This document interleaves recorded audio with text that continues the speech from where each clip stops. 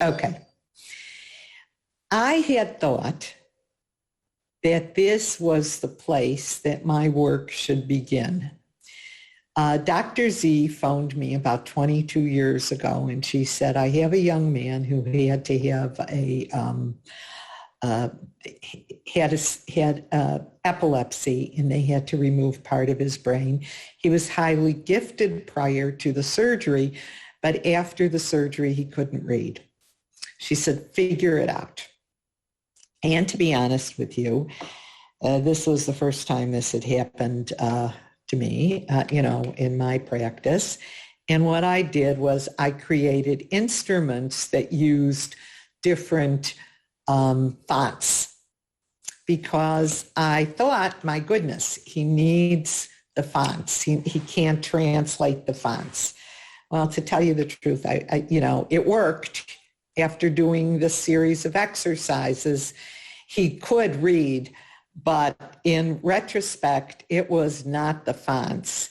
It was the visual imagery that really contributed to his ability to once again conquer the complex task of reading. When one of my grandchildren was learning to, was 4 years old, my son said, we have to work on the letters. Mother, just work on the letters. So I thought of my experience with this young man in learning to read, and I developed this app really for Lex and Nathan. I have two grandchildren that are kind of close in age. And here is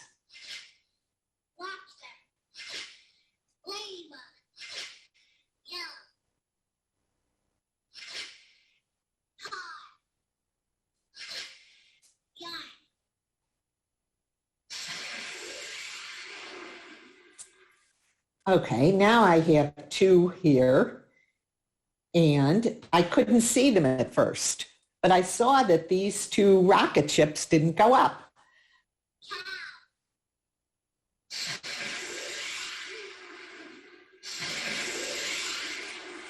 In the beginning, I have just 3 letters. There are 29 different fonts, and there are 3 letters. And for the first 5 levels of the program, there is no cursive. Okay, but then we get on to more complex. Okay, now I'm going to go to level 5. And if you notice in level 5, you saw level 1, now I have level 5, and I have 4 different letters, and I have a recycle. So here I have the F. Zebra. Is there a zebra? A Z here? No, I'm going to put that in recycle.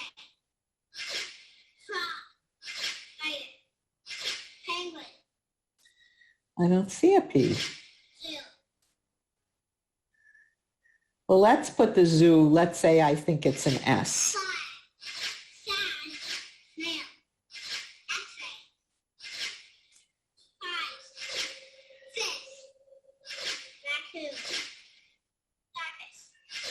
Okay.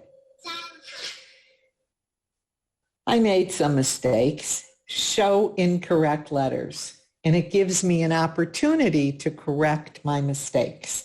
Maybe I don't recognize this R. So I put it in the help button, and it shows me in block letters what the R looks like. Now, you can do, at first when I did this game, I just did the letters. And then Dr. Z said, no, we should do words too. And then we started doing words. And then I had another professional that wanted me to do it in Spanish. So this is how this app evolved. And then I'll just show you.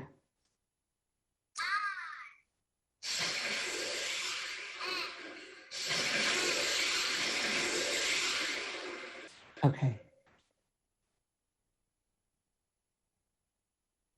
And now I'll show you one of the harder levels with the, and here you can see, oh my goodness, what is that letter anyway? We have no idea. It's a B.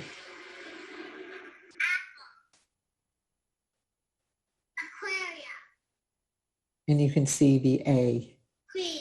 So it reduces the ambiguity. I reduce the ambiguity with the help button. And again, we have the recycle bin, and we have more letters. There's a line under the letters to indicate the orientation of the letter. The line underneath where the line on the page would be.